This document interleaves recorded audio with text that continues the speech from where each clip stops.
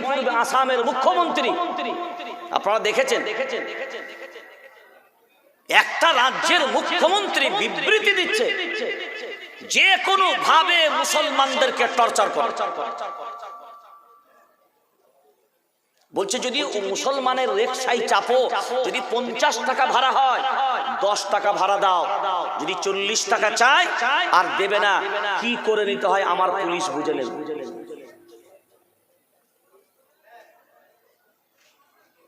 ভারতবর্ষের কি গণতন্ত্রের পরিকাঠামো শেষ? 50% উপরে মুসলমানদের নাম সব হিয়ারিং। এটা কি ঠিক বললাম? আপনাদের দিকে কি একই? এখন আপনি বিবেক দিয়ে ভাবনা চিন্তা করেন, যত ভুল কি এই মুসলমানদেরই, আর যত বোকা কি এই মুসলমানরাই, যত দুর্বলতা কি এদের। সারা দুনিয়ার সবাই, আরে কত জাতি আছে যারা জীবনে স্কুলের ধাপ মারায় না, তাদেরও নামের বানান ভুল নাই, তাদেরও নাম সব সঠিক। শুধু মুসলমানদের প্রত্যেকটা বুথে 50%-এর উপরে সব নাম্বার।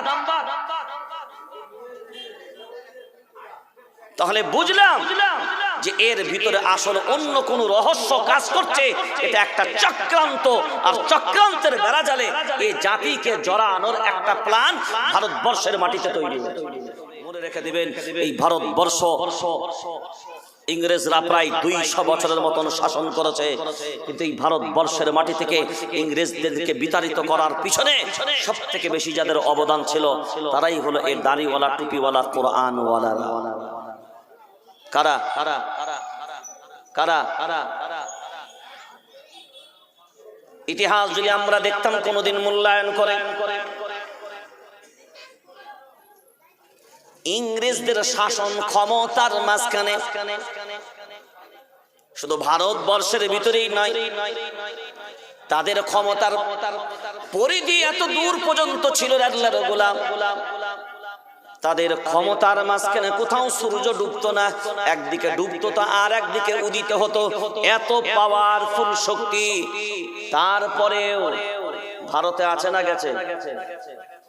জোরে বলেন, ভারতে আছে না গেছে?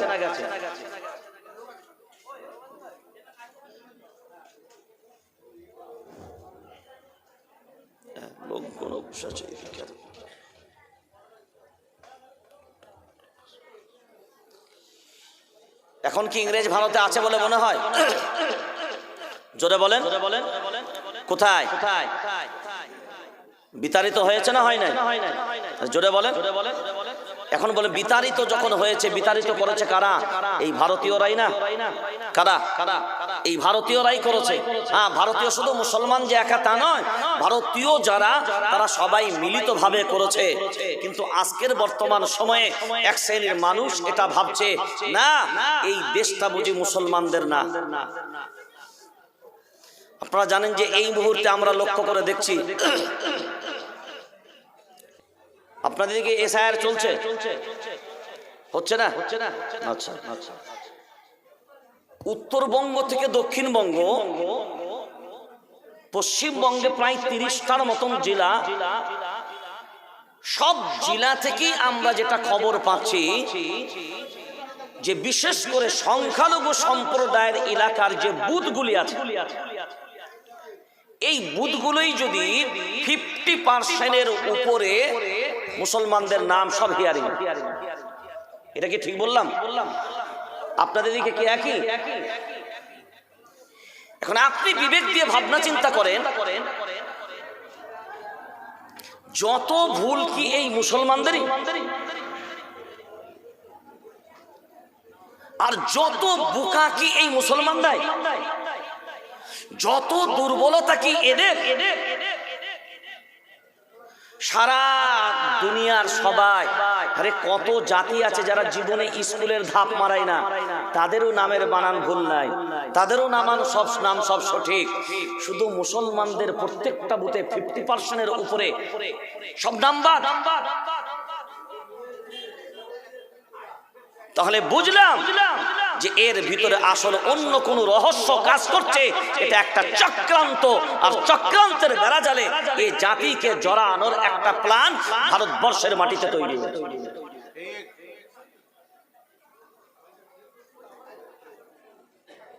এই তো 3-4 মাস পূর্বে, আর এই কয়েকদিন পূর্বে আসামের মুখ্যমন্ত্রী আপনারা দেখেছেন, একটা রাজ্যের মুখ্যমন্ত্রী বিবৃতি দিচ্ছে যে কোনো ভাবে মুসলমানদেরকে টর্চার করে। বলছে যদি মুসলমানের রিকশায় চাপো, যদি 50 টাকা ভাড়া হয় 10 টাকা ভাড়া দাও, যদি 40 টাকা চায় আর দেবে না, কি করে নিতে হয় আমার পুলিশ বুঝে নেবে।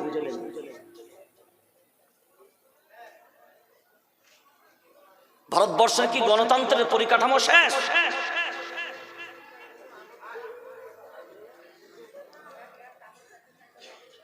3.5 মাস 4 মাস পূর্বে 3 দিনের ভিতরে 280টার মতন মসজিদ, ঈদগাহ বুলডোজার চালিয়েছে। বলে না, এগুলো তাদের জমির উপরে না, 20 বছরের মসজিদ, 70 বছরের মসজিদ, সব বুলডোজার। কারণ মসজিদটা মুসলমানের, কিন্তু ঘরটা মুসলমানের না। ঘরটা কার? জোরে বলেন, ঘরটা কার? আল্লাহ। সেই আল্লাহ তো মনে হয় এখন আর নাই। জোরে বলেন। ফিরাউনের জামানায় যে আল্লাহ ছিলেন সে আল্লাহ কি আছেন না অন্য? জোরে বলেন। নমরুদের জামানায় যে আল্লাহ ছিলেন সে আল্লাহ আছেন না অন্য? জোরে বলেন। সেই না অন্য? ফিরাউনের জামানাতেও যে আল্লাহ ছিলেন, নমরুদের জামানাতেও যে আল্লাহ ছিলেন, সেই আল্লাহও কিন্তু এখনকার জামানাতেও আছে। তখন থাকতেন জেগে, এখন বুঝে ঘুমায়। তখন ছিল শক্তিশালী, এখন হয়েছে শক্তিহীন। না, যে আল্লাহ ছিল একইভাবে সেই আল্লাহ আছেন। জোরে বলেন। এখন আপনি বিবেক দিয়ে ভাবনা চিন্তা করে বলেন, বাইতুল্লাহ একটা আল্লাহর ঘর, ভাঙতে আসলো আবরাহা বাদশার পুরো বাহিনীকে ধ্বংস করে দিয়ে বাইতুল্লাহ হিফাজত করলেন আল্লাহ। কিন্তু একটা রাজ্যের মুখ্যমন্ত্রী 280টার মতন মসজিদ ভেঙে গুঁড়িয়ে দিল। এখন আপনার আমার কাছে ভাবনা চিন্তার একটা বিষয় হলো, প্রশ্ন চিহ্ন দাগা দেয়, এতগুলি মসজিদ ভেঙে ফেললো, আল্লাহ কোনো অ্যাকশন নিলেন না কেন? এর পিছনে অনেক কটা রহস্য আমাদের মাঝখানে কাজ করে আল্লাহর গোলাম। আমরা যদি সেইগুলোকে মূল্যায়ন করে ভাবতে পারি, মনে রেখে দিবেন একটা কথা, এই সবার পিছনে আমাদের গাদ্দারিটাই কাজ করে। কি বললাম? আমাদের গাদ্দারিটাই কাজ করে। কারণ মনে রেখে দেওয়া দরকার, সারা দুনিয়ার সব শক্তি যদি ঐক্যবদ্ধভাবেও যদি প্রচেষ্টা চালায়, ইসলামকে ধ্বংস করার ক্ষমতা দুনিয়ার জমিনে কোনো মায়ের লালের নাই। একমাত্র যদি ক্ষতিগ্রস্ত হয়, বাইরের থেকে কোনো ভয় নাই, আমাদের ভিতরে আমাদের গাদ্দারির কারণে হয়। মোহাম্মদ আশফাকুল্লাহকে ব্রিটিশদের হাতে পাকড়াও হতে হতো না, ফাঁসির কাস্টে ঝুলতে হতো না, যদি গাদ্দারটা আমাদের ভিতরে না হতো। বাদশা টিপু সুলতান রহমাতুল্লাহ আলাইহিকে ইংরেজদের হাতে শহীদ হতে হতো না, যদি গাদ্দারটা আমাদের ভিতরে না হতো। বাংলার নবাব সিরাজউদ্দৌলা শেষ নবাব, আমাদের ভিতরে যদি গাদ্দার না হতো, এখনো পর্যন্ত বাংলা নবাবের শাসনে এখনো পর্যন্ত হয়তো চলতো। আমাদের ভিতরেই আমাদের গাদ্দারদের কারণেই আমাদের পতন হয়েছে। আর এখনো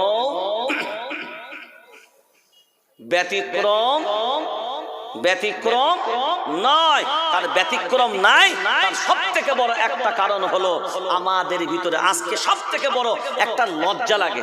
যদি আপনাকেও সংখ্যাটা বলা হয়, আপনাকেও সমীক্ষাটা যদি ধরি, আপনি বিবেক দিয়ে ভাবনা চিন্তা করে দেখেন তো, এই কিতাবে যা কথা আছে এবং যিনি এই কিতাবটা লিখেছেন, যিনি এই কিতাব পাঠিয়েছেন, আপনি বলেন এই কিতাবটা অরিজিনাল না ভেজাল? সবাই জোরে বলেন। আচ্ছা, কতটা অরিজিনাল? মানে 90 ভাগ আছে, 10 ভাগ মিক্স করা আছে নাকি? জোরে বলেন। ও 100%, মানে 100ই 100, মানে তার মানে বোঝা গেল নির্ভেজাল, তাই তো? এখন আপনারাই বিবেক দিয়ে ভাবনা চিন্তা করে বলেন, এই কিতাবটা ভেজাল নয়, আপনারা বললেন নির্ভেজাল, তাহলে তো সংখ্যার নিরিখে বলতে হয় যে আল্লাহকে আমরা পেয়েছি তিনি বুঝি ভেজাল? জোরে বলেন, তিনিও কি নির্ভেজাল না ভেজাল? তাড়াতাড়ি বলেন, তিনিও আল্লাহ নির্ভেজাল না ভেজাল? নির্ভেজাল। এই কিতাব নির্ভেজাল। যে নবীকে পাঠিয়েছিলেন তিনি ভেজাল না নির্ভেজাল? নির্ভেজাল। যে ধর্মটা আমরা পেয়েছি এইটা নির্ভেজাল না ভেজাল? নির্ভেজাল। যে জাতি আমরা হয়েছি এটা ভেজাল না নির্ভেজাল? এটাও নির্ভেজাল। যে উম্মত আমরা হয়েছি এটা ভেজাল না নির্ভেজাল? এটাও। জোরে বলেন, নির্ভেজাল। এবার ভাবনা চিন্তা করে বলেন, এখানে বসে আছি আমরা যারা, আমরা ভেজাল না নির্ভেজাল?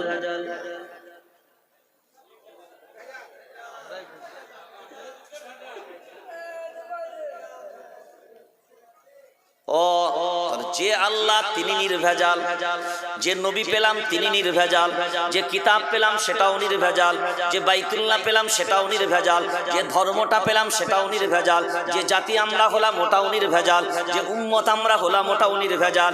শুধু পেল যারা এরাই হলো, জোরে বলেন, ভেজাল। ওই জন্যই তো বর্তমান সময়ে আমাদের মাঝখানে সমস্যার কোনো সমাধান নাই। এইটাই তো আমাদের বোঝা দরকার। ফিরাউনের জামানাতেও আমরা সংখ্যালঘু, নমরুদের জামানাতেও আমরা সংখ্যালঘু, ওহুদের জামানাতেও আমরা সংখ্যালঘু, বদরের প্রান্তরেও আমরা সংখ্যালঘু, মুতার প্রান্তরেও আমরা সংখ্যালঘু, খন্দকের প্রান্তরেও সংখ্যালঘু। সব জায়গাতেই আমরা পরাজয় বরণ করিনি, আমরাই বিজয় লাভ করেছি। কারণটা কোথায়? তাদের রবটাও ছিল নির্ভেজাল, তাদের ধর্মটাও ছিল নির্ভেজাল, সবটাই ছিল যেমন নির্ভেজাল। ব্যক্তিগুলোও ছিল নির্ভেজাল। বদরের 313 জন, জালিমদের সংখ্যা 1000। এখন ভাবনা চিন্তা করে বলেন, 1000-এর বিরুদ্ধে মোকাবেলা করেছে 313 জন, তারপরেও পরাজয় নয়, তারপরেও বিজয়। কারণটা হলো এই 313 জন যাদেরকে পেয়েছে তারাও যেমন নির্ভেজাল, এই 313 জনও ছিল, জোরে বলেন, নির্ভেজাল। আজ বর্তমান ভারতবর্ষের জমিনে আমরাই সংখ্যালঘু, আমরা সংখ্যালঘু, কিন্তু তারপরেও আমরা মাজা কোমর সোজা করে দাঁড়াতে পারি নাই। কারণটা হলো একটা জায়গায়, আমরা তো একটা জায়গাতেই নাই, দাঁড়াবো কোন জায়গায়? আমাদের ভিতরে বহু রকমের ফেরকাবাজি, আমাদের ভিতরে বহু রকমের মাসলাবাজি, আমাদের ভিতরে বিভিন্ন রকমের জামাত, বিভিন্ন রকমের মত, বিভিন্ন রকমের পথ, সব আমাদের ভিতরে। আজ যদি আমরা অন্য কোনো মানুষকে যদি বলি ইসলাম গ্রহণ করো, আমি ভাবনা চিন্তা করছিলাম আজ বর্তমান সময়ে ইসলাম এত অন্যের তুলনায় পিছিয়ে যাচ্ছে কেন? এই ভারতবর্ষের জমিনে বর্তমান সময়ে প্রায় কম করে, বলছে কম করে, কারণ আজ থেকে প্রায় হিসাবটা এক্স্যাক্টলি সারা ভারতবর্ষের হিসাব আমাদের কাছে ছিল, প্রায় কম করে সেই সময় ছিল প্রায় 16 লক্ষের মতন। এই মুহূর্তে আমার যা হিসাব কম বেশি মনে হয় 20 লক্ষের থেকে মুসলিম নারী অন্যদের প্রেমে আসক্ত হয়ে নিজের ধর্ম ইসলামকে ত্যাগ করে তাদের জীবনটা অন্যের হাতে উৎসর্গ করেছে। 20 লাখের থেকে বেশি আমাদের বাড়ির মহিলারা অন্যদের প্রতি আসক্ত হয়ে চলে গেছে। আমি চিন্তা ভাবনা করে দেখলাম আজকে আমার ধর্মের এই গুণগুলো চলে যাবার যে কারণগুলোই হোক না কেন, সেই কারণের পিছনে কিন্তু আমাদের গার্জেনরাই দায়ী। কারা? কারা? হ্যাঁ, আল্লাহর নবী বলেছেন আদ-দাইয়ুস লা ইয়াদখুলুল জান্নাহ, দাইয়ুস কখনো জান্নাতে যাবে না।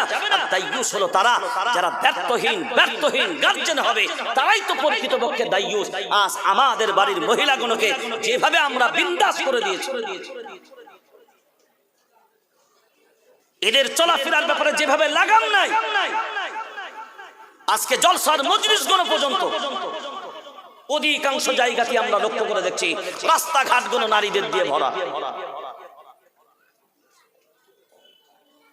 হওয়াটা উচিত ছিল কোরআনুল কারীমের মজলিস চলবে, সম্পূর্ণ নারীদের স্টপ করে দেবে।